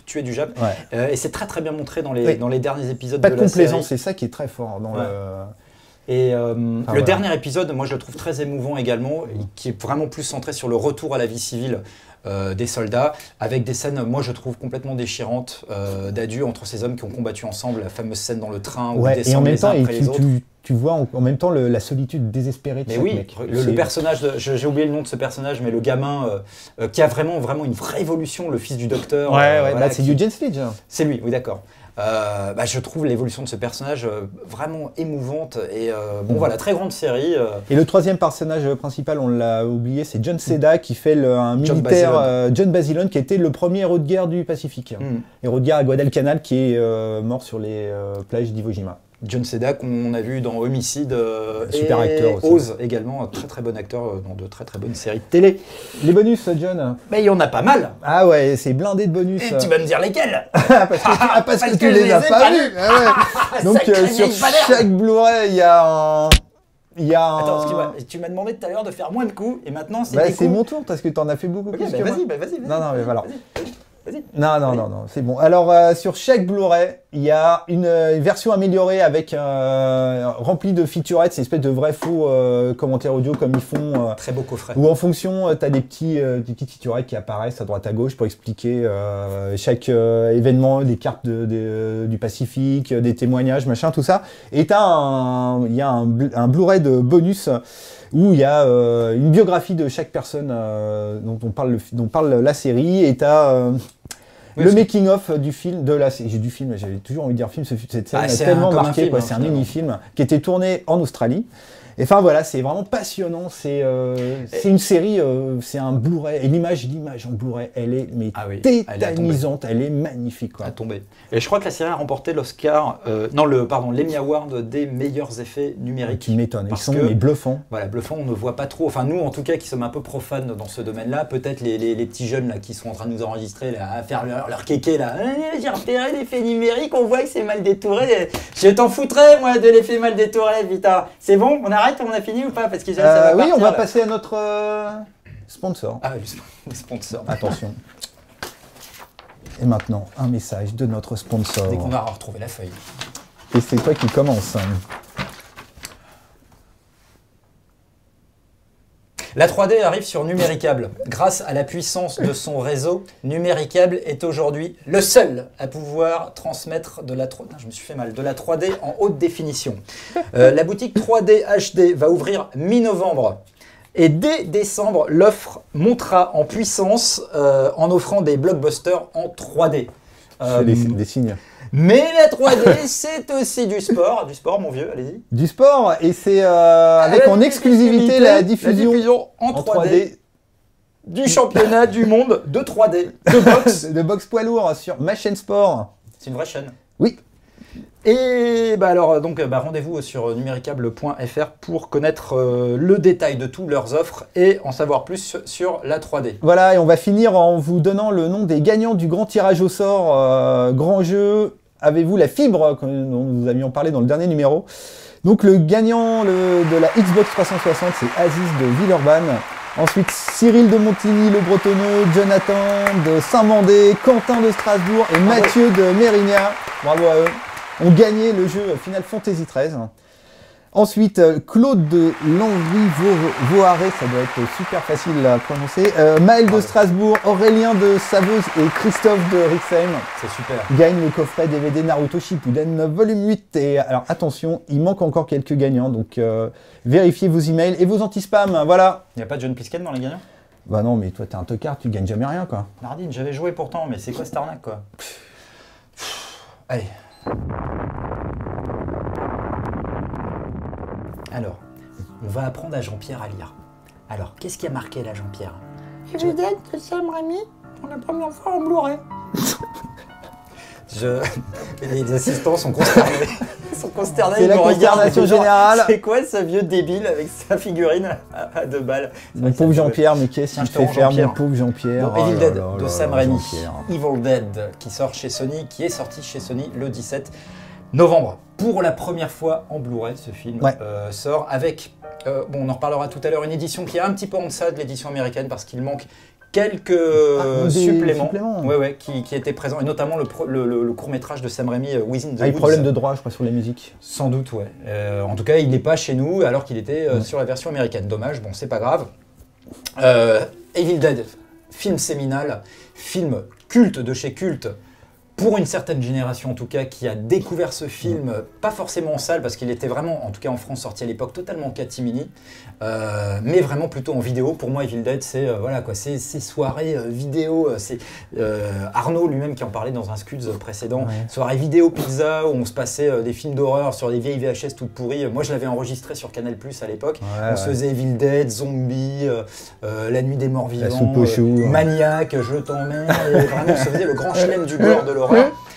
Et film foutraque, film réalisé avec trois bouts de ficelle et une poignée de comédiens martyrisés par des conditions de tournage épouvantables, dantesques, on en parlera tout à l'heure. Et pourtant, film, je l'ai dit, séminal, qui a influencé et traumatisé toute une génération de cinéastes qu'on voit en parler d'ailleurs, qui en parle dans les suppléments. Et bon voilà, c'est un énorme grand 8 gorissime qui toi t'as pas plus touché que moi, ça. Je suis passé complètement à côté de ce film en fait. J'ai découvert ce film très très tard, après le deuxième et le troisième. Et moi, je pense que passe pour un hérétique chez les fans de la saga. Moi, mon préféré c'est le troisième. Quoi? Et donc voilà. Et donc... Non, on coupe.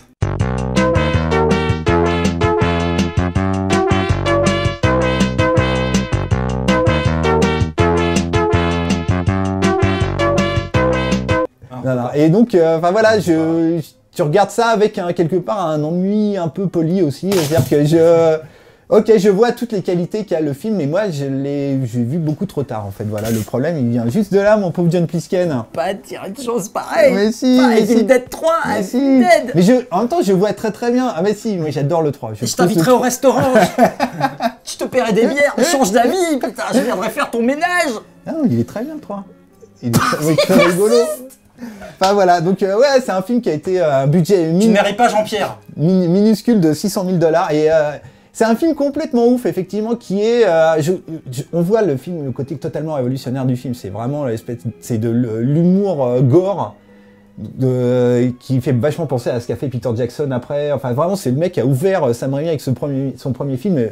Tout un pan du cinéma des années 80, du cinéma horrifique des années 80, quoi. Oui, et je pense que malgré en plus les conditions vraiment très rock'n'roll et très commando dans lesquelles ce film s'est tourné, on voit déjà l'immense maîtrise de mise en scène de Sam Raimi. Moi, je trouve qu'il y a des plans encore aujourd'hui qui sont bluffants à la fois de virtuosité et également un certain sens de la poésie et vraiment du visuel, quoi. Tu vois, tous les plans où les canalisations se remplissent de sang et explosent à la gueule de ce pauvre H. À Bruce Campbell. Bruce Campbell, acteur. Alors, Sherry Tsegeek, j'aurais pu faire un Sherry Tsegeek sur lui. Le plan d'ouverture ou la première scène où la voiture s'approche de la maison. Ah oui, il y a c'est vraiment la révélation Sam Raimi, ce film. Donc on voit le futur metteur en scène que cet homme sera, et on voit la profonde influence de la pop culture dans sa mise en scène, le cartoon, un côté un peu trois Stooges. Ouais, c'est une version un peu mongolo de l'Exorciste en fait, le film. Quoi. C'est la scène de possession de l'Exorciste pendant 1h30. Quoi. Edgar Wright qu'on voit dans les suppléments, réalisateur de Scott Pilgrim. Je me prends de la merde dans la gueule. Décrit Evil Dead, lui, comme un Scooby-Doo classé X. Bon, comprenne qui pourra. Moi, il y a une scène que je trouve par contre très très bien, c'est une scène qui n'a rien à voir avec le film, qui sera pas repris dans l'Evil Dead 2, qui est un espèce de remake du premier. La scène du viol de la fille par la forêt. Alors scène d'ailleurs totalement gratuite. Parce qu'il n'a rien à voir avec avant ou après. Quoi. Et cette scène, elle est incroyable, quoi. Vraiment. Je crois pas qu'on pourrait refaire une scène comme ça aujourd'hui. Honnêtement. Une nana qui se fait pénétrer par un bout de bois comme ça, tu vois. Je pense que ça la foutrait mal, même dans un petit film. C'est un film très étonnant, mais moi, je regarde vraiment avec beaucoup de distance parce que je l'ai pas. C'est un film générationnel et je suis passé à côté. De sa sortie. Donc, voilà. Alors c'est un film qui a été dont la carrière a été assez boostée grâce au soutien à l'époque de Stephen King, qu'il avait vu dans je sais plus quel festival ou je sais plus quelle projection, et qui d'entrée avait déclaré que ce film était le film le plus férocement original de l'année, comme ça. Et ça a contribué à l'aura du film dans les festivals. Et sa carrière a été notamment, c'est ce qu'on apprend dans les suppléments. Ouais, on va passer au supplément. Nous sommes déjà passés au supplément, donc. On passe au supplément et je te le donne en mille. Tu continues, tu es en train clip de Danny Cordy, Tata Yo-Yo, sur le... Je sais pas ce qui m'a pris, j'ai tenté une improvisation. Tu es en train de parler en fait, je pense, de la vidéo. Le marché de la vidéo, parce qu'en fait ce film a lancé... On revient sérieux. Le marché de la vidéo en Angleterre principalement, où le film était sorti à la fois au cinéma et à la fois en vidéo, et le film est un triomphe en vidéo, et donc c'est ça qui a poussé toutes les grosses sociétés, toutes les grosses boîtes de prod à lancer leurs gros films sur le marché de la VHS. Et enfin voilà, c'est un film, quelque part en fait, c'est un film hyper important dans l'économie du cinéma dans les années 80. Absolument. Et donc, pour revenir, excuse-moi, au bonus, il y a un commentaire audio. Alors, à trois voix de Sam Raimi, Bruce Campbell et le producteur Robert Tappert, qui étaient trois potes, c'est trois potes de fac à la base, quoi, qui ont commencé ce film alors qu'ils sortaient à peine de la fac, et qui est un commentaire un peu emmerdant. Très chiant. Il est amusant parce que tu sens vraiment la complicité entre ces mecs. Pas si sûr que ça. J'ai vraiment l'impression qu'il y a un problème entre Bruce Campbell et Sam Raimi. Au moment où il parle de l'anecdote, de la bagnole, la manière dont ils sont pas si potes que ça, je trouve. Ça reste très distant. En fait, le problème du film, c'est que tu as l'impression du commentaire, c'est qu'ils regardent pas le film, quoi. Ils se parlent. Bah oui, mais justement, c'est un peu signe de complicité, moi, je trouve. Et puis en plus, Sam Raimi, il a fait sans arrêt tourner Bruce Campbell dans tous ses films. Oui, je sais, dans toutes ses prods et tout. Mais je sais pas. Enfin bon, en tout cas, c'est un ressenti. C'est vrai qu'il commente assez peu ce qui se passe à l'image, et il parle surtout des conditions de production du film. Le seul truc amusant du commentaire audio, c'est d'apprendre que les frères Cohen traînaient autour de la prod. Il y avait Joel qui était assistant monteur, et t'as Ethan qui allait ramener les bobines en urgence à l'arrache le jour de la première. Enfin voilà, c'est une petite anecdote assez marrante. Sinon, c'est un peu comme audio, moi je trouve ça vraiment très mauvais. Et par contre, il y a un making-of qui est vraiment, lui, pour le coup, complètement ouf. Où tu vois les conditions de tournage, j'étais dans une pauvre maison, une cabane abandonnée, remplie de bousses de vache. Il y avait même pas de chiottes. Au fin fond du Tennessee, pas de chauffage, que dalle, machin. Ça a été une espèce d'enfer absolu de tournage. C'est aussi avec les lentilles de contact pour les yeux des ghouls, les acteurs voyaient absolument rien avec. Ouais. C'était des trucs, il fallait mettre ça juste un quart d'heure par jour. Mais enfin, on voit vraiment des images la de tournage. folie furieuse de ce tournage. Moi, quoi. c'est ça que j'adore dans les. Vraiment, c'est ce que je préfère dans les making-of. Vraiment, c'est surtout sur des films anciens. C'est quand on voit des images d'archives de tournage entre les prises. Et là, on voit comment les comédiens se prennent des pains dans la gueule, se cognent, souffrent avec les effets de maquillage. Il y a un côté grotesque où ils refont 3 fois la même chose. Ouais, quand elle se retourne, l'actrice, je la refais. C'est vraiment très drôle. Le making-of s'appelle Tout ce que vous ne saviez pas sur la saga Evil Dead. Il y a des témoignages, tu parlais d'Edgar Wright, il y a aussi Eli Roth qui a fait Cabin Fever, qui est un énorme hommage à Evil Dead. On apprend plein de choses, là encore, on va pas toutes vous les dire. Achetez le Blu-ray. Il y a les 3 actrices qui ont gardé un souvenir. Il y en a une qui a plutôt bien vieilli, c'est celle qui prend le bout de bois dans la chatte, enfin voilà, qui se fait violer. On va biper ça. On va biper. Et mais non, putain, on s'en fout. Et elle, je trouve qu'elle a bien mieux vieilli que les 2 autres qui font carrément mes mères. Je sais pas. Voilà. Enfin, moi, j'ai un peu des goûts un peu bizarres aussi. Donc voilà. Il choisit la fille qui se fait violer dans la forêt, John. Comprenne qui pourra. Voilà, la copie du film, elle est très très correcte. Je pense qu'il y a un travail. Elle est magnifique. Voilà. C'est vraiment. C'était tourné en 16 mm. C'était vraiment. Et donc ils ont gardé le côté granuleux et tout. Et en même temps, tu arrives à voir vraiment les détails et tout. C'est vraiment assez impressionnant le travail qui est sur l'image. Les couleurs surtout, la couleur du sang, surtout sur les gros plans du visage de H ensanglanté. Et puis les effets spéciaux à la fin en stop motion sont magnifiques. Ouais. Vraiment, c'est un film vraiment très. C'est la jeune génération qui rencontre étonnant, un petit peu les méthodes old school de l'ancienne, le stop motion, etc. Bref, c'est un vrai petit bijou. Acheter le Blu-ray, c'est trop génial.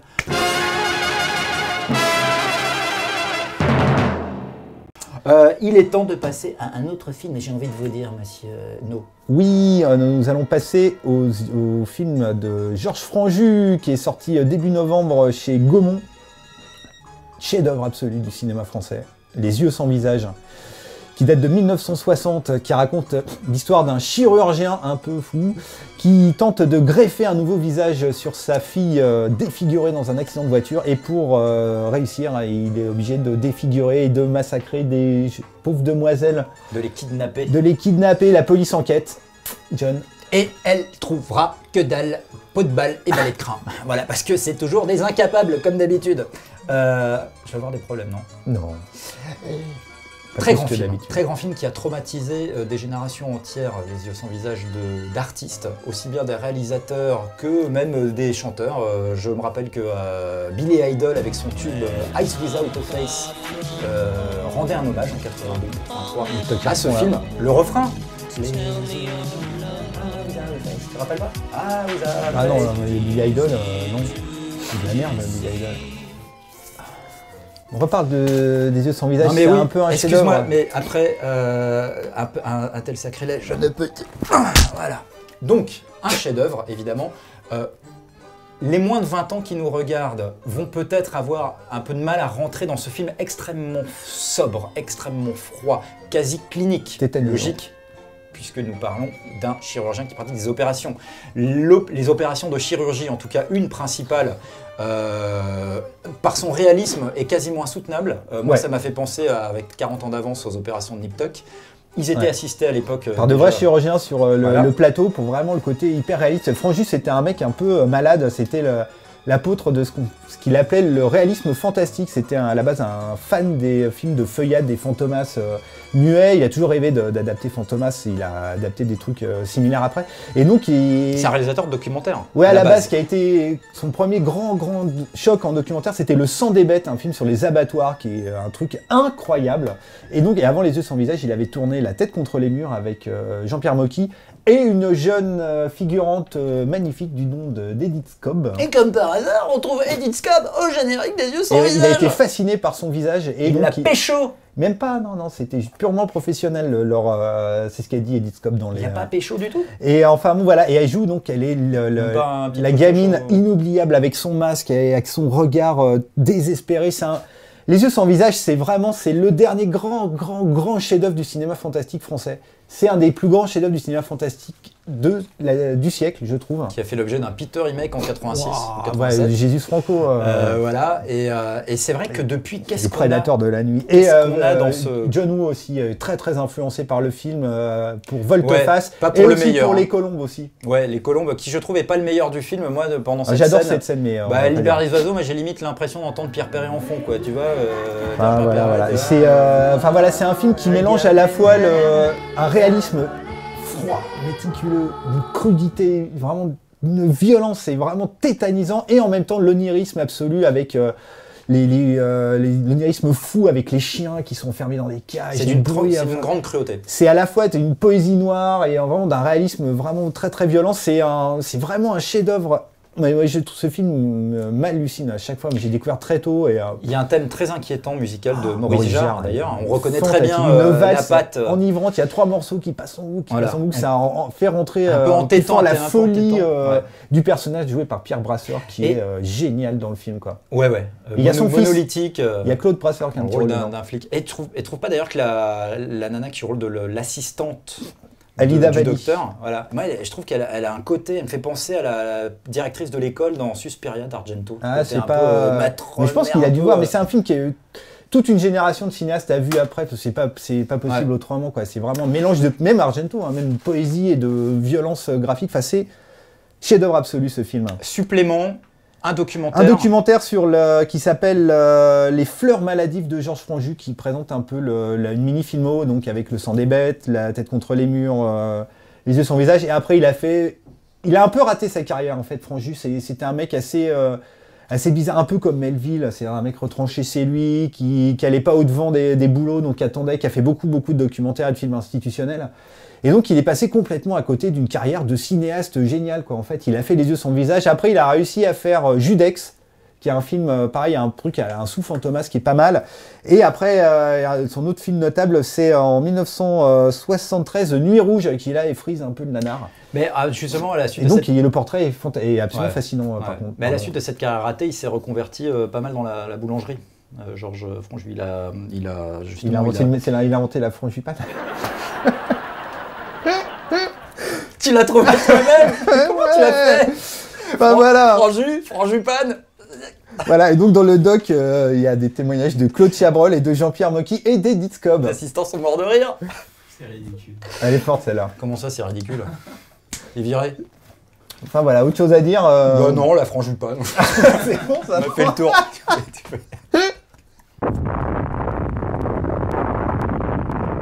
Putain, on n'a plus aucune nouvelle de Spider-Man depuis qu'il est tombé derrière la télé, on s'en fout. Bah, Spider-Man, c'est Jean-Pierre l'a bouffé. Voilà, t'as ramené. Jean-Pierre a pris la place de Spider-Man. Pierre a bouffé Spider-Man. Voilà. C'est l'heure des ultimatums et on va passer au chéri de ces geeks John. Nous allons parler de Yaphet Kotto qu'on a vu dans Alien. Yes, Yaphet Kotto et non pas Yaphet Montagne ou Yaphet Petit Sommet, mais c'est Yaphet Kotto, le Kotto, le petit Kotto. Mais bon, il est balèze. On l'a découvert, on l'a découvert dans beaucoup de films. Moi, je l'avais découvert à l'époque dans Alien. Donc, Yaphet Kotto, c'est un peu le... Bon, il est abonné, la plupart de ses rôles sont des rôles de flics assez taciturnes. Teigneux.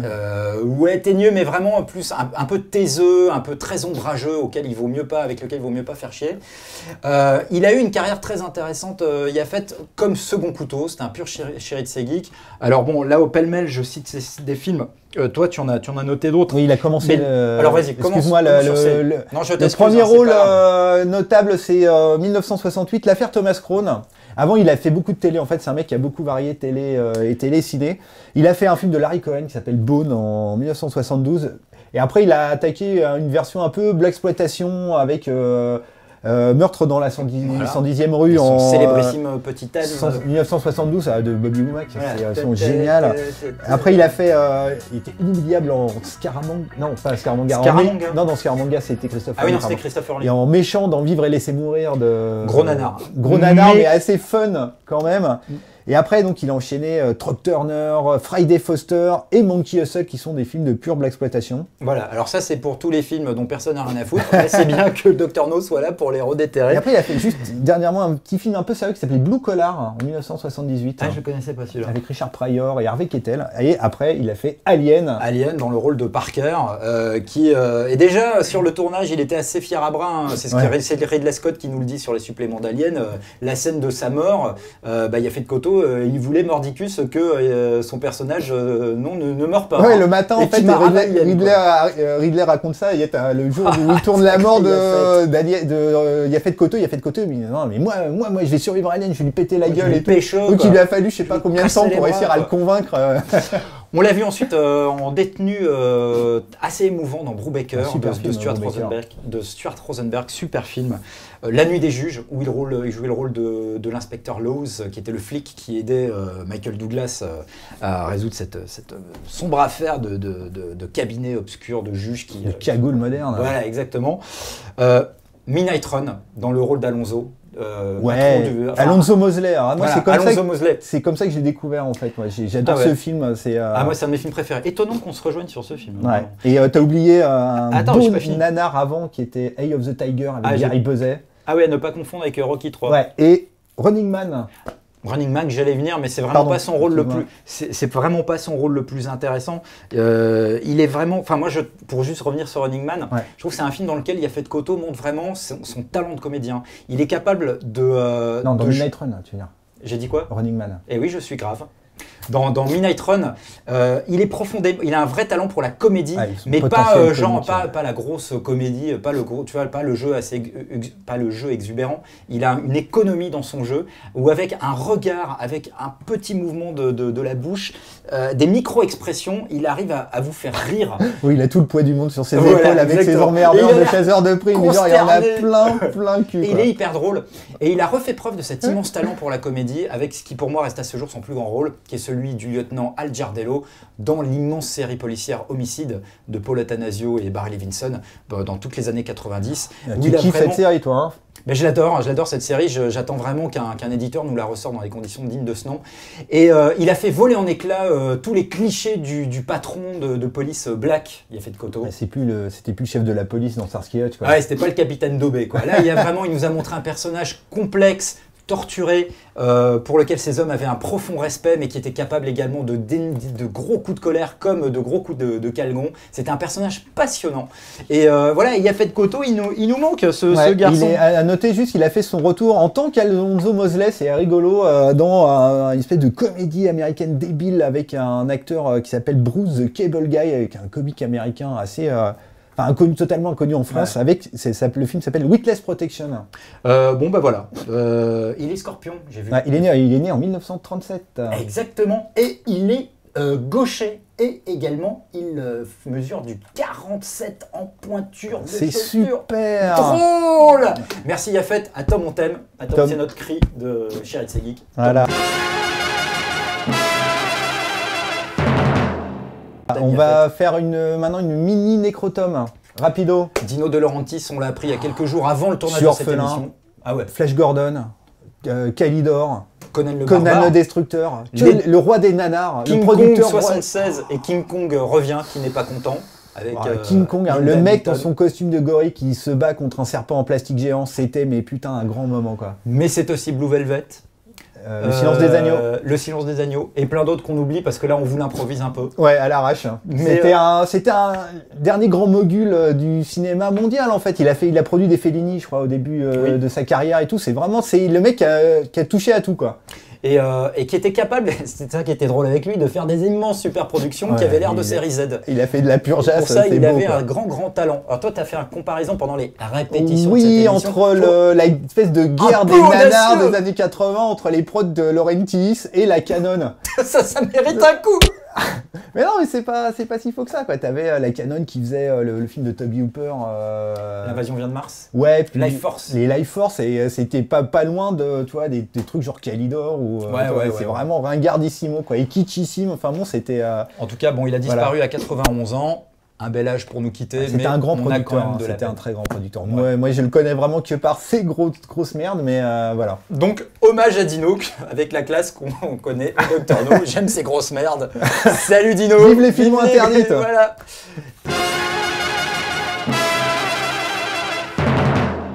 Eh bien, c'est qu'est-ce qui est bientôt la fin, mais avant la fin, c'est...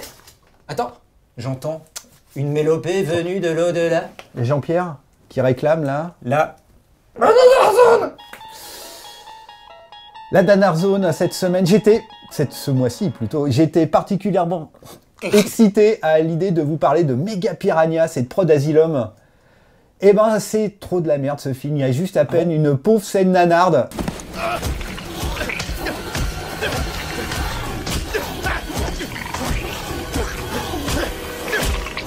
Et production Dino De Laurentiis. Sinon, c'est vraiment sans intérêt, c'est même pas drôle. Donc, je me suis rabattu sur un film que j'ai découvert, qui est, en parlant d'un chéri de ses geeks qui était Malcolm McDowell, donc j'ai découvert Ken le Survivant, le film, et ça a été un enchantement de tous les instants. Ça remonte pas hier ce film, il date de 1995 et il est sorti chez Antarctique en DVD.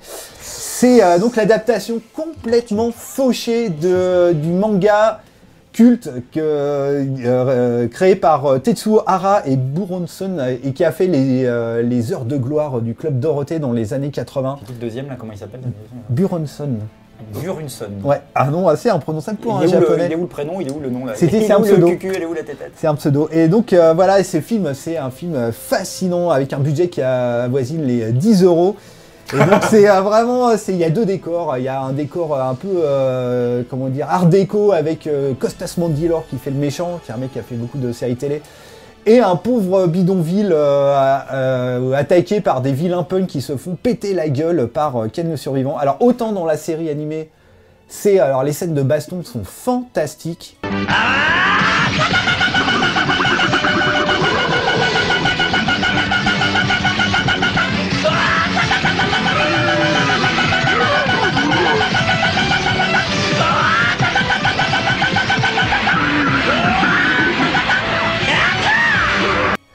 Autant dans la série, dans le film, c'est d'une nanarditude incroyable. Et c'est...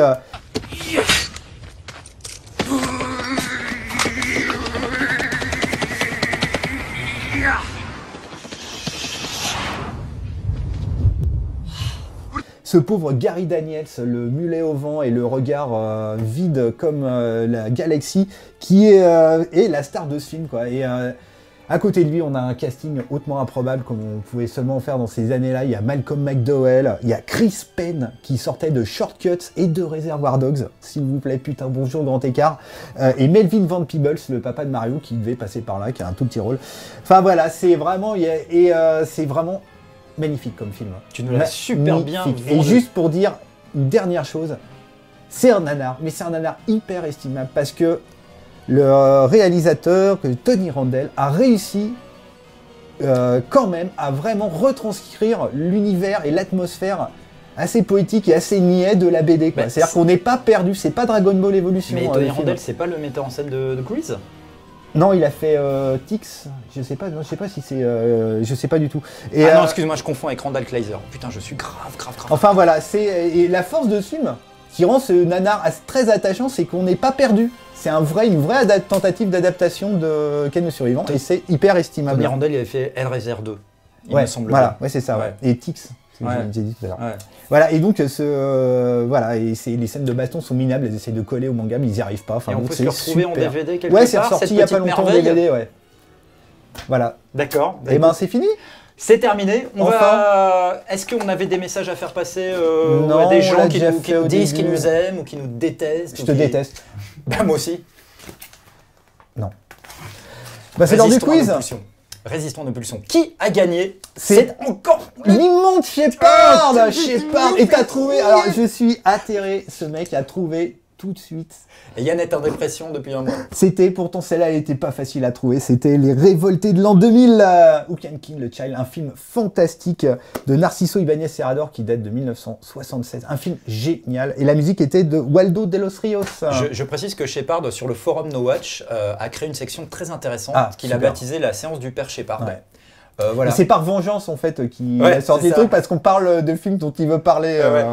On se tire la bourre avec Shepard. Mais super, enfin bon, voilà. Allez-y et jetez un œil, je pense que la plupart d'entre vous connaissent cette petite section. On voit toute sa culture du cinéma et le Passionnant, brio le garçon, de sa plume. Très intéressant, mais beaucoup trop de barbe. Hein. Voilà. Voilà. Alors, la musique de la fin, C'est toi. c'est moi. Du métal! Du métal qui tâche, du métal qui défouraille, du métal avec de la grosse basse et de la putain de distorsion pour un film plutôt récent. Vous allez certainement très vite trouver, fini, là on l'entend là. Non, des putains. Alors j'adore l'intro. J'adore ce film et je déteste la musique. Film d'un réalisateur culte, j'en dirai pas plus. J'ai envie de te dire maintenant que on dit au revoir. Quoi? Je dis au revoir. Ça saigne, c'est la guerre, c'est du métal. À bientôt pour Tom 10.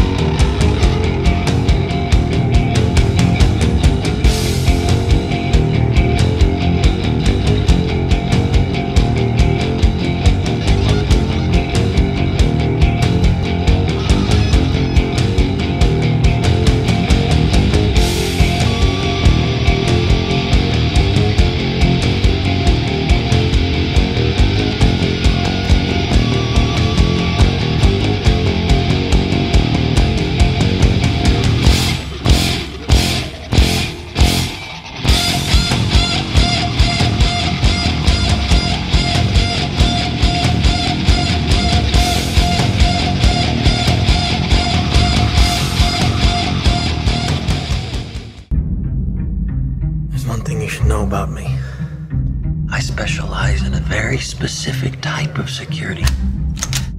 Subconscious security. You're talking about dreams.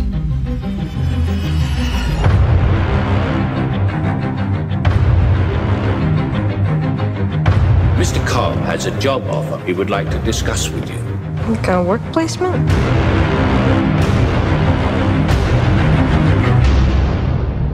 Not exactly. We create the world of the dream. We bring the subject into that dream, and they fill it with their secrets. Then you break in and steal it. Well, it's not strictly speaking legal. It's called Inception. I'm ready.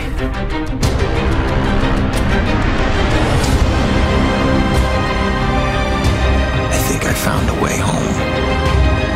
And this last job, that's how I get there.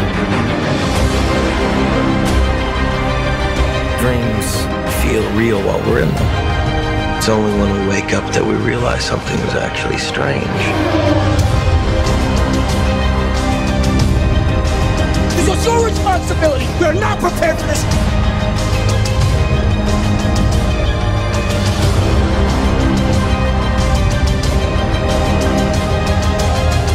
The dream's collapsing. I have it under control.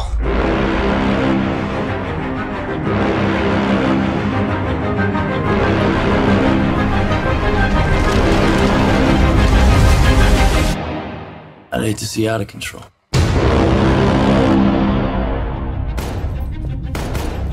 You mustn't be afraid to dream a little bigger, darling.